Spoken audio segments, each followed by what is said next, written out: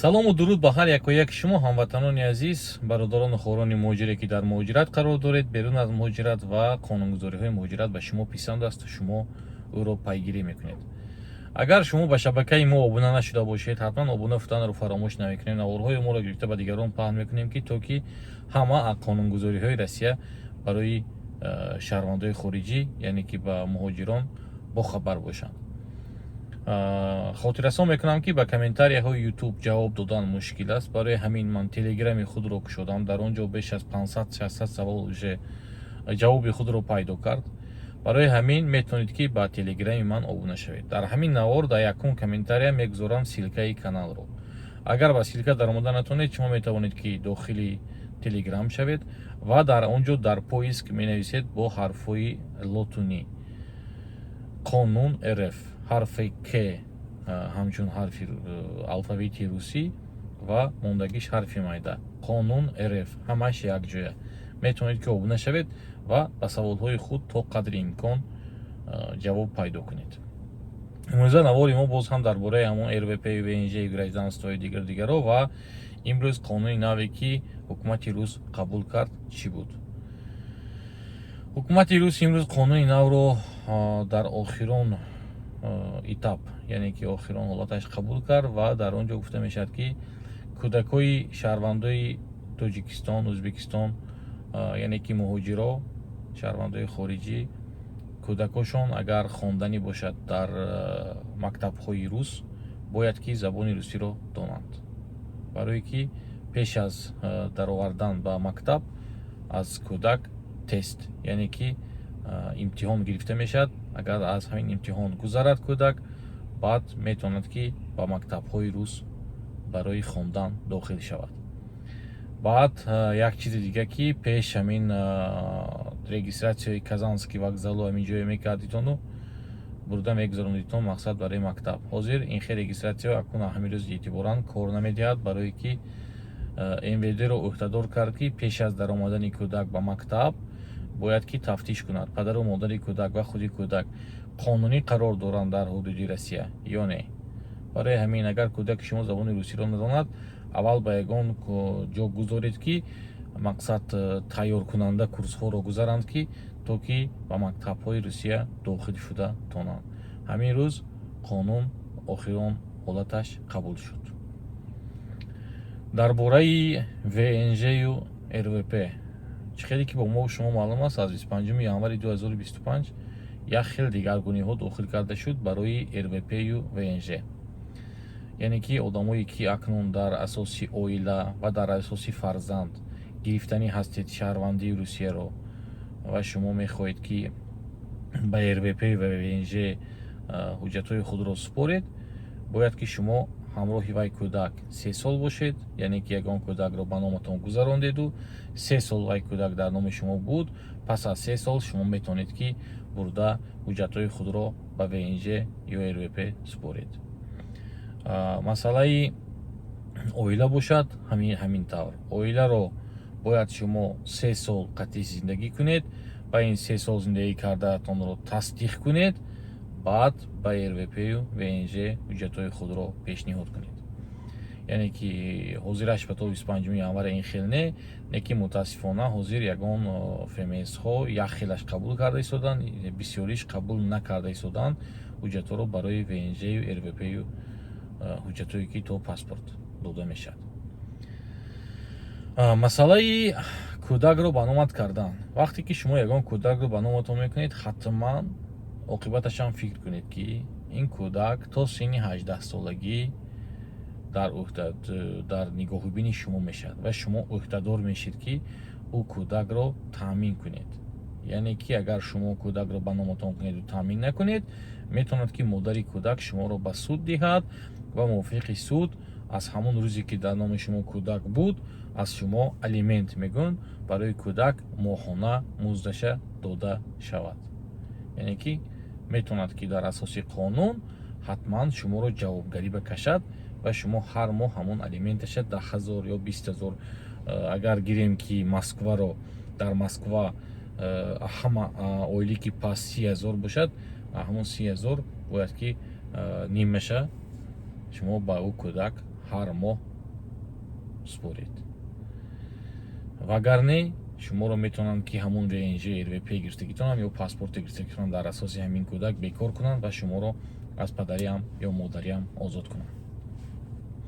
чӣ хеле ки мо шумо медонем рӯйхати сиёҳ рӯйхати сиёҳ ҳозир бо бисёртар нозираи минтақавӣ ба хона гашта истодаанд ва дар бораи ҳамин рӯйхати сиёҳ бисёр гап истоданд ки ё ки аз Россия бароед, агар шаҳрванди Россия бошед паспортатонро ба мо равон кунед, ягон ҳуҷҷататонро гуфта.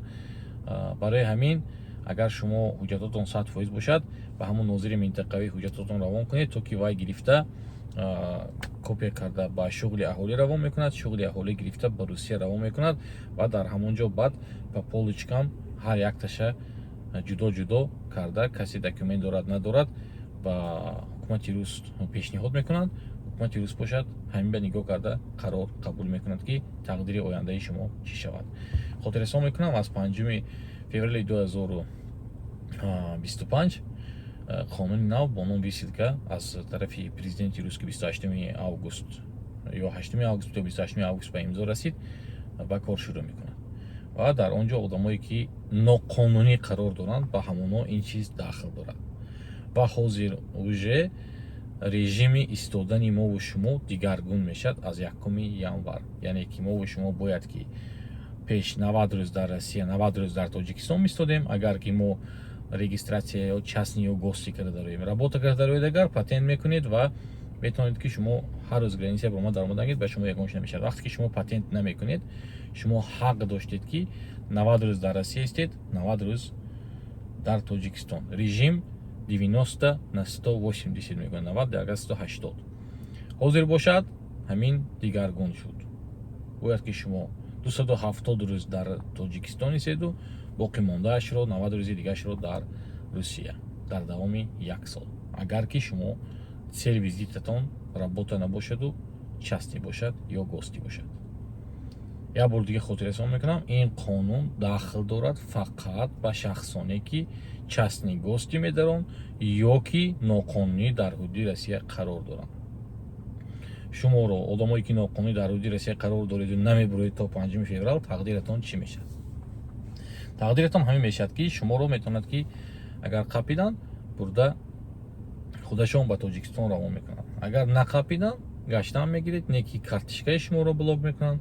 30,000 рубл шумо метавонед ки дар як моҳ ҳамон картатон пул қабул кунеду пул расход кунед ва шуморо ҳамчун соҳаи банк ҳама соҳаҳо кати меқапанд ки шумо ягон кор карда натавонед дар ҳудуди Россия, маҷбур шавед ки худатон аз Россия баромада равед. рондани мошин бошад бо ҳуҷҷатҳои ронандагии тоҷикӣ манъ мекунанд, яъне ки шумо то ҳуҷҷататон хонда накунед мошин ҳай карда наметавонед ва орган шуморо контрол мекунад ки шумо дар куҷо ҳастед, чо карда истодаед. бояд ки ин қонун ба кор дарод. одамое ки то ҳол дар военни учёт худатонро мондагӣ нестед, ба шумо ман як ҳамчун бародарона маслиҳат медиҳам ки худатон рафта ба учёт монед. ба ин чиз шӯхӣ накунед ки барое ки одамое ки ҳастанд дар лични сообщениҳо ба ман мебуранд ки аҳлу оилашон кати ромаваешона шиносномашона бекор кардагӣ барои военни учёт. барои ҳамин рисковат накунед. акнун як чизи дига ки бисёри ҳозир ҳамин статьяи 27 қисми 1 часть 1 крос федеральной службы безопасности ФСБ. вале бо як хел одамо инҷа мебурон мана комментария бенависааст ки ФСБ не кимчи дига, безопасность не кимчи дига. хай ту доно бошӣ, агар биро як навор кун мардумро фаҳмон. ман акун аз рӯи донистан мефаҳмонам ки барои ман ФСБ федеральной службы безопасности бо забони русиш мешавад. бо инҷа маълимои забони русӣ ҳастанд, фақат дар комментария менависанд, нависоя наметавонанд, не ки мана ҳаракат мекунанд ки боз ягон чиз нависанд ки ман аваё ёд гирам. ман худам чанд хи ёд гирифтагӣ ба ман мерасад, ба ман ёд додан шарт не. аз тема дур намерем. вақте ки шумо агар ба ҳамин статьяҳо вигезатонро маҳкам кард, вай аз 3 моҳ то 30 сола. акун вақтатон медонад, ё шумо 3 моҳ маҳкам кардагӣ, ё 6 моҳ, ё 30 сол, ё 40 сол. ин маълум мешавад пас аз тамом шудани специальная военная операция, яъне ки ҳамун ҷанге ки дар Украина фута истодааст. ҳозир бошад бехатарии давлат барои коргарои ФСБ дар якум ҷо аст. Бо тоҷикшикати гум амнияти рус. Дар бораи як комментария шуд ки ака ту барои чӣ намегирӣ, офис намегирӣ, то кае ту дурни мошин мешинӣ. Бародар, ман то ҳамун пеши Москва Сити ва офис гирифта пули як каса хӯрда, ҳаққи як каса хӯрда, ризқи як кас зомин шуда дар офисҳои қиматбаҳо, дар мошинаи қиматбаҳо шита навор кардана, дар ҳамин мошине ки камбағалии худам шита навор мекунам ва навораи ман роигон аст.